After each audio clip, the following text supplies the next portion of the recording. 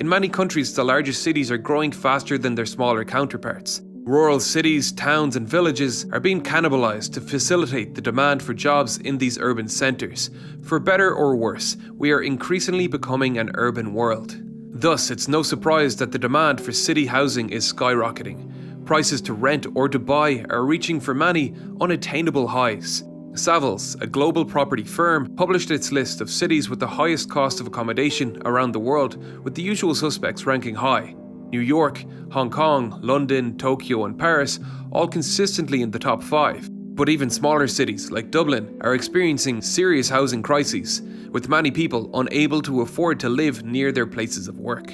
With jobs flooding back into Dublin after years of recession, there is incredibly high demand on urban housing. In Ireland's capital, housing prices have risen by an average of almost 50% in 5 years, and the number of listings are at a record low. Some attribute Dublin's housing price increases to a lack of housing supply due to investors hoarding property, an increase in Airbnbs or vacant land not being developed.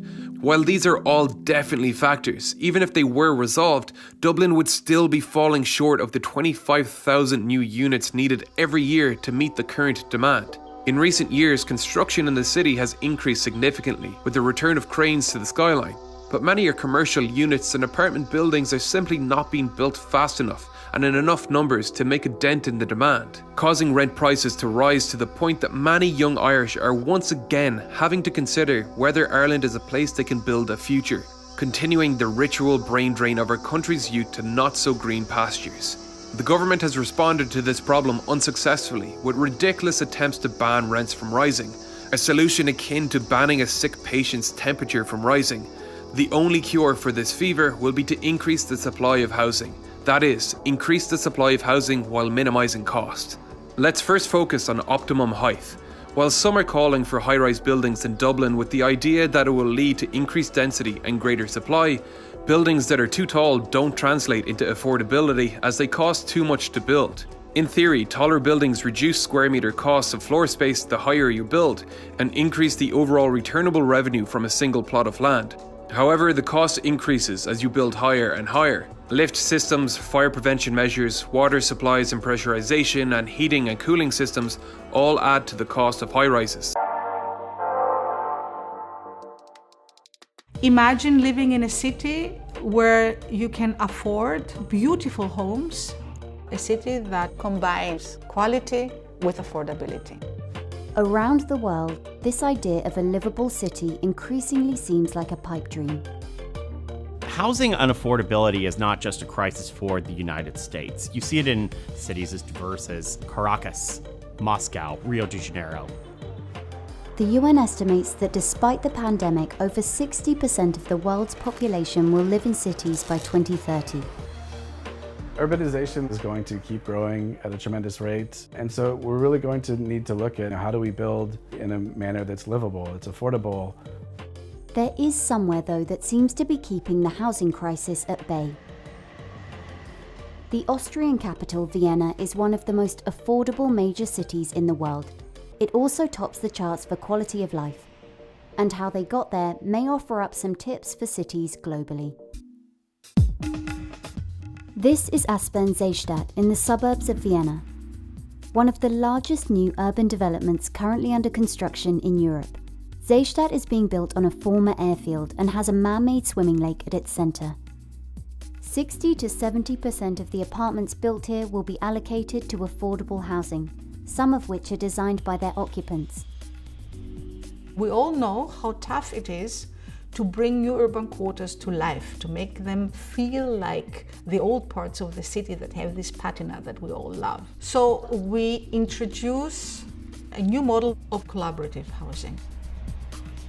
Self-developed multifamily housing originated in Berlin and Freiburg, sort of emanating from the squatters movement. These are groups of people, and oftentimes families, or people who are organized around a certain ideology like the environment, or living in solidarity. They will work to design and build their own multifamily housing.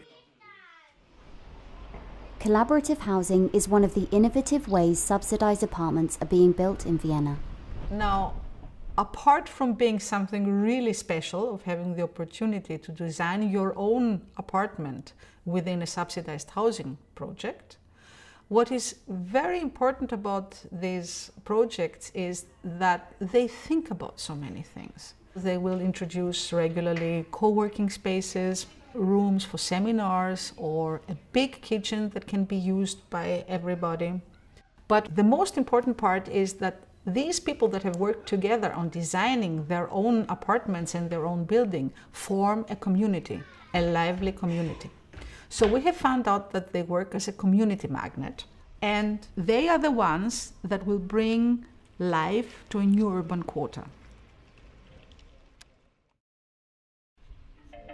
When it comes to affordability, Seestadt is not an exception. Vienna is growing rapidly, and to meet the demand, every year it builds at least 7,000 affordable housing units, about half of all the apartments built in the city. 62% of the Viennese population already live in this type of accommodation. Public housing blocks, which are apartments that belong entirely to the city of Vienna, are just one part of the affordable housing portfolio. The city's been building them at a steady pace since the 1920s. Many other countries also tried to make this model work, but few have succeeded.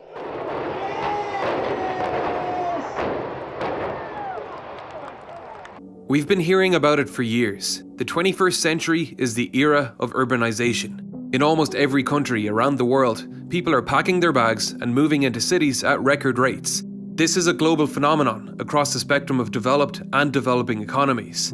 Approximately 54% of people worldwide now live in cities, 30% more than in 1950. And projections show that urbanization, combined with the overall growth of the world's population, could add another 2.5 billion people to urban populations by 2050. In the United States, the result is that you have public housing units that lack heating and public housing units that are just not safe for the occupants, compounded by the racial composition of public housing residents. This has deeply troubling implications. You have both quality of life issues and then general bias and discriminatory attitudes toward their residents. Take the extreme example of 432 Park Avenue, the tallest residential building in the world. Built on the site the historic Drake Hotel once occupied, centrally located with Central Park views, the site became one of the most valuable plots of land in the world at $520 million. Now it goes without saying, this building was not constructed for the average man. It has over 85 floors with 38,000 square meters of usable floor space, but only 104 units for people to live in, each costing millions of dollars each. But the point stands, where there is exceptionally high demand, you can build higher. The cost of land in Dublin doesn't come close to those of Manhattan or Hong Kong though. So in most cases, the bottom of our U-curve, i.e. the most cost-effective height to build to, will be between 6 and 8 stories, with a recent Irish government report even suggesting as high as 12 stories in some areas. Let's next focus on minimising the building cost of these buildings.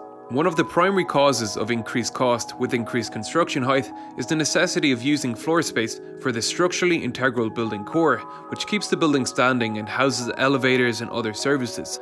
While there are many ways to design the shape of the building, certain floor plate designs end up being more desirable than others to maximize usable space. Say that the net area of the floor plate of this building is 1,400 square meters. The core of the building of this shape and size would need to be around 335 square meters. This gives a gross area of usable area of 1,065 square meters, and thus a net to gross ratio of 1.31. So a design like this is stylish, but when you analyze the space efficiency, it's not great for maximizing floor space. A building like this seems like it might have a bit more usable space, but the building core is still taking quite a bit of space compared to the livable floor area. This design's net to gross ratio is around 1.26. And a building with this shape may not be as exciting, but its core area is minimized compared to the usable space. Its net to gross ratio is only 1.14, which is about as good as it gets and is exactly the floor plan of 432 Park Avenue. While variety and expression in building design are important, these elements invariably add cost and require careful design consideration. When affordability is an issue, simpler designs are better. Wall-to-floor ratio is also a critical measure of cost efficiency. It expresses the perimeter length of the wall that has to be constructed for every unit of floor area. So from a cost perspective, the lower the ratio, the better. Using simple geometry, we can see that a 3x3 square has a total perimeter of 12 meters. This would have a wall-to-floor ratio of 0.33. A cross shape with the same area of 9 square meters has a perimeter of 20 meters. This would have a wall-to-floor ratio of 0.45. When constructing buildings, this simple principle is the same. The more perimeter wall needed per floor area, the more expensive things get. A comparison of Asian and London towers provides an interesting contrast on approaches to wall-to-floor ratios. Tall Asian buildings score between 0.3 and 0.35, while London buildings score between 0.35 and 0.6, with the majority above 0.45. This is because the Asian buildings have larger, more regular floor plates with centrally located cores. So the design of our tower has huge effects on our cost, but so does construction techniques. Traditionally, towers are built using repeating floor design with molds called formwork being used to cast the concrete structure. Despite this essentially being an automated assembly line, it can still be labor intensive and slow and is exposed to variabilities of site and weather conditions. Prefabrication and off-site construction is increasingly becoming an appealing option. This can offer high-precision solutions created in factory conditions and often reduce on-site delays and help progress construction even in a market with a skills shortage. On some construction projects in Dublin already, concrete products and timber frames are being fabricated off-site and assembled on-site. An extreme example of this idea of prefabrication is being used in China, where a company called Broad Sustainable Building built a 30-story building in 15 days for a cost of just $1,000 per square meter, and later built another 57-story building in 19 days. The building pieces are fabricated in sections at 2 factories in Hunan. From there, the modules, complete with pre-installed ducts and plumbing for electricity, water and other infrastructure, are shipped to the site and assembled like Legos or flat-pack IKEA furniture. The company is in the process of franchising this technology to partners in India, Brazil and Russia. What it's selling is the world's first standardized skyscraper. One of the primary cost drivers for skyscrapers are the labor costs for specialized workers. By outsourcing much of the construction work to safer, controllable environments like this, we can reduce the costs. In a country like Ireland, where many of its skilled construction workers were forced to immigrate to Australia, New Zealand and Canada during the economic crisis, many of which have not come home, this may well be a solution that can help with construction. Regardless of building techniques, policies need to change in cities like Dublin to facilitate quicker, cost-effective builds, while not being completely blind to future implications of relaxing regulations. Currently, 1 car parking space per unit is required for any apartment. In a city centre location where we would hope to move towards public transport solutions, this is a completely unreasonable regulation to have in place, especially when you consider the impacts of cost it has, with some reports estimating that this adds €30,000 per car parking spot to any building. With our city populations growing more rapidly every year, we cannot hold on to past ideals. While the optimum height for minimising the cost of apartments may be 6 to 8 stories, we've discussed the benefits of building higher, beyond just the minimisation of cost, and how other cities have transformed themselves in a past video. Building higher facilitates cost-effective public transport, reduces commute times and creates a more livable city. We simply cannot continue allowing urban sprawl to be our solution. It is an unsustainable solution to a problem growing faster than we can keep up. We simply need to look at the ever-growing rate of homelessness in cities like Dublin for proof of this problem. In a city that lost hosting for the largest tech conference in the world due to a severe lack of infrastructure, the Dublin City Council deemed it sensible to refuse planning permission to this 22-storey hotel on Tara Street on the grounds that it would have a significant and detrimental visual impact on the city skyline. A skyline dominated by 2 industrial chimney stacks, while functional, modern buildings that are desperately needed in the city are continually blocked. This isn't a problem exclusive to Dublin. San Francisco, a city notorious for skyrocketing cost of accommodation, has an average building height of just 3 stories, mostly due to similar restrictions in building heights. Washington DC has some of the worst traffic in the US, and it has height restrictions blocking anything taller than its national monuments.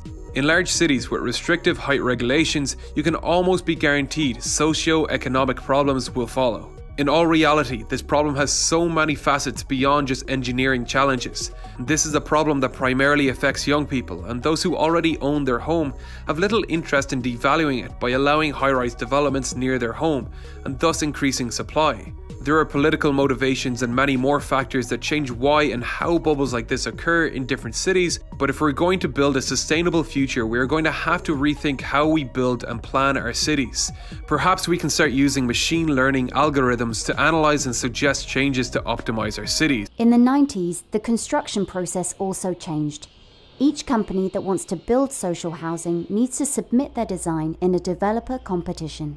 One of the most important mechanisms of ensuring sustainability and quality are competitions. The economic function of the building, so that's how affordably they can build it, the environmental performance of the building, as well as the social mix. And so this is just ensuring there's a diversity of unit types, so it's not just singles or couples.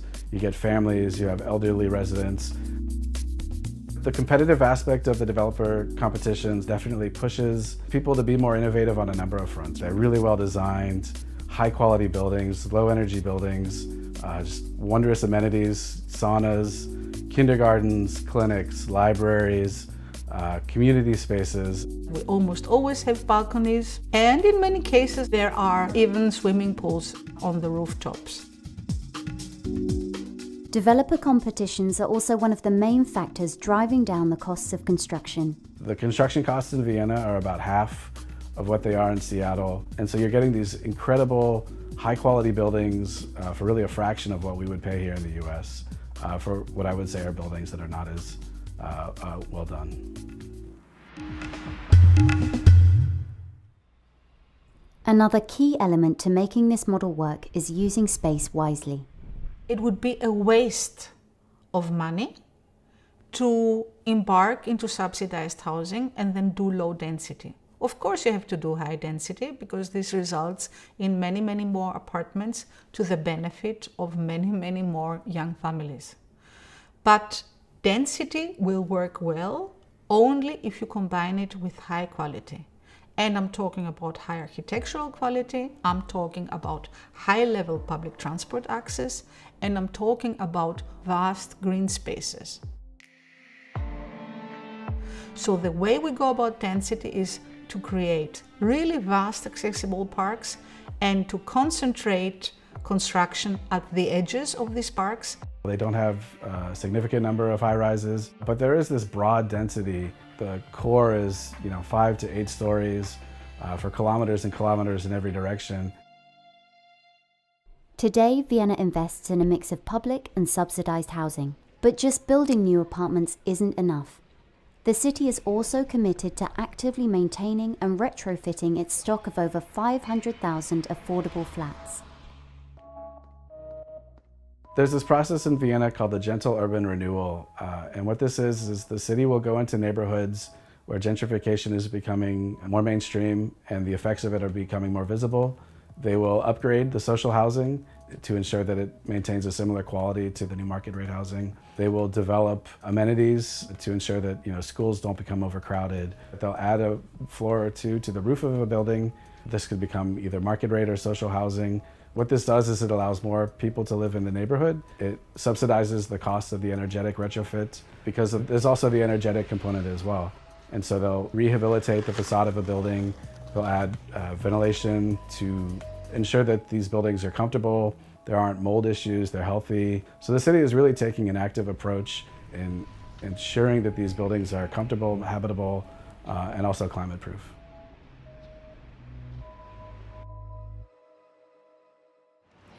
In the wake of the pandemic, the affordability crisis in cities worldwide has become even more visible. During the pandemic, the kind of plight of low-income tenants really expanded because the number of people who were out of work just ballooned. And suddenly, households were confronting precarity in their housing for the first time. Vienna's model isn't a solution that can easily be copy and pasted, but other cities are paying attention. It will take more than just changes in policy, though.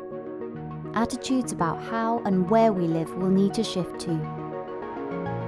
In the US, there's a lot of desire to live in a detached house, own a single car. For families like mine, where we don't own a car, we have 2 children, we get around by bike, it's density and ample social housing that really allows for that kind of lifestyle.